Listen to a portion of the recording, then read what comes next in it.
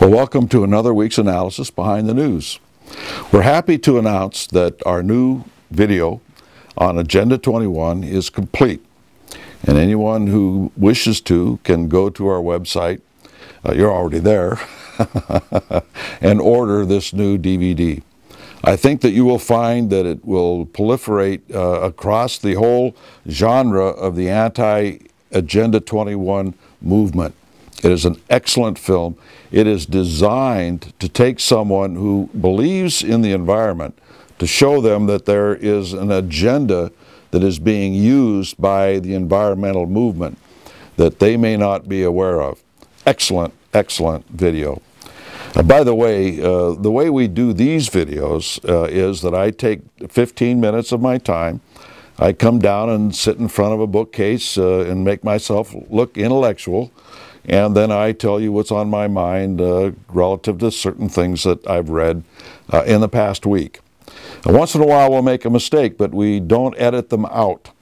Like last week, instead of referring to the mayor of Mexico City, I referred to him as the mayor of New York City.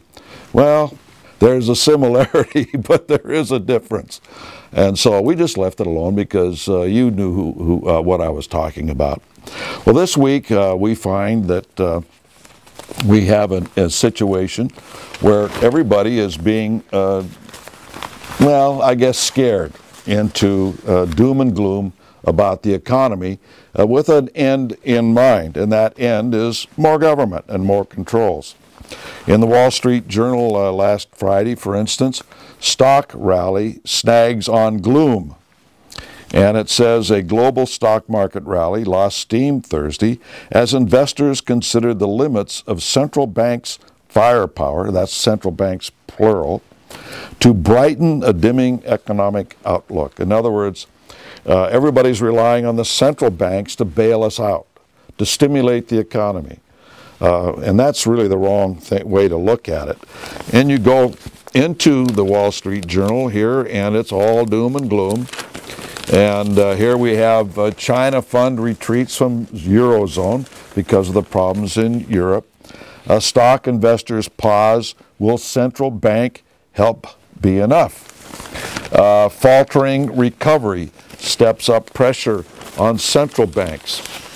Then we see all sorts of articles about individuals in Europe, socialist party leaders, extremist party leaders, people marching in the streets for more jobs, more work. Now, government can't make more work unless it's government work. They can't build, they can't have anything that actually builds widgets and that sort of thing. They can't stimulate the economy because they've got to take it out of the economy to put it back into the economy. It doesn't compute. Greek political debate turns to live slapfest.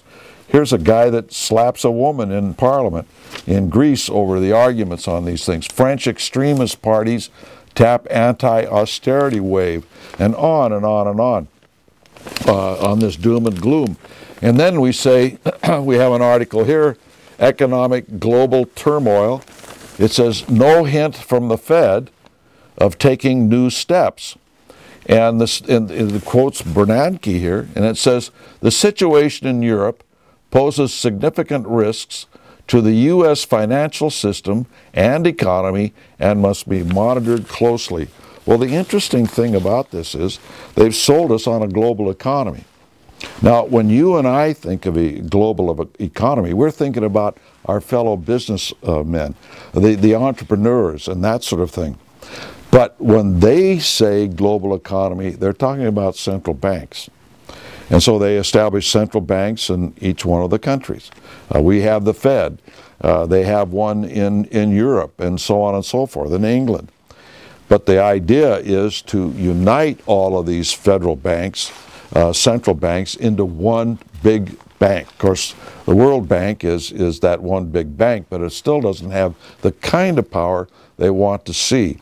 We have seen, and a lot of people, when I said that they want a new banking union in Europe, they said, well, wait a minute, they already have a central bank in Europe. Yes, they do, but not to the extent that the article I was talking about wants, this big new union of banks, where they come down and have absolute control over all the banks and all the people, all the businesses. And the thing is that we are witnessing a proliferation of new institutions in Europe under the EU to give them that kind of control. That's what's going on right now. I've even talked recently with individuals who have problems now in Europe because of the new banking laws and everything else that are coming on. And by the way, not all of them are now in effect. They won't be in effect until the end of the year, January 1 of 2013, but these things are coming.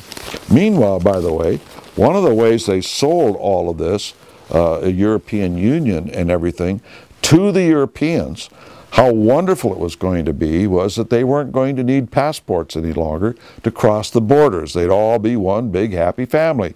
The French could go to Germany and Germans could go to France and everything else.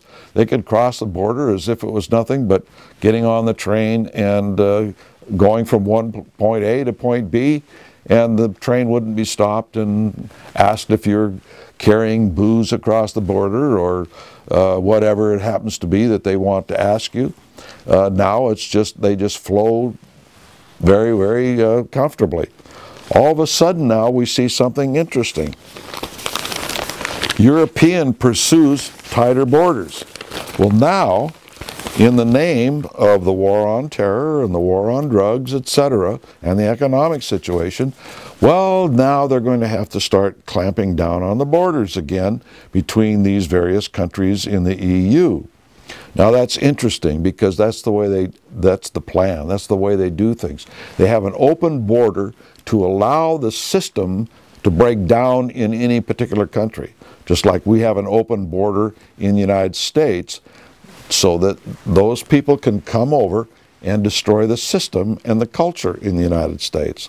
But once they have done that, and then they get the controls that they want, they start shutting down the borders.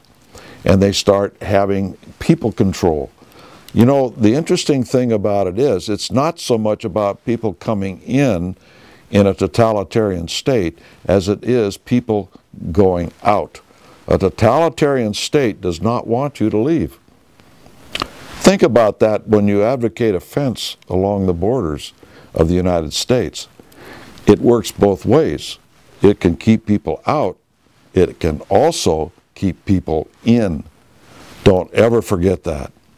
And so always advocate something that in the long run will not be detrimental to your liberty. There are a lot of ways of so-called closing the border that will work, that doesn't include a fence, by the way. In the Sunday paper yesterday, in the New York Times, the first section, advocates for gays and minority find ways to march in step. Second section, how celebrities come out now. How celebrities come out now, meeting all these Hollywood stars who are gay and so forth. An article on that. The third section, the GOP's gay trajectory. I'm glad to see that the New York Times doesn't have a gay agenda. I wonder what the paper would look like if they did. This is an interesting article, by the way, on this GOP, the Republican gay trajectory, because it talks about a gay individual who is a multimillionaire who's financing a lot of conservative issues and Romney and other things. But that's not new. What most people don't realize is that this has been a problem in the Republican Party for a long time. There are a lot of things that happen in the Republican Party that I'm here to tell you, because I'm based on my own experience, that when you really look at what has been going on, particularly in the moral issues and everything else that many individuals have tried to get into party platforms and that sort of thing and have been shut out of it, is because of these sorts of influences within the Republican Party. It's a bigger problem than people realize. It's something that, you know, I got a little bit of a oh, I don't know, a soft spot, but a sore spot about the Republican Party on a lot of things, and that's just one of them. But at any rate, it's just something for you to look at and notice as we go forward in the future when it comes to future candidates and campaigns within the mainstream political parties. Until next week, we'll see you then.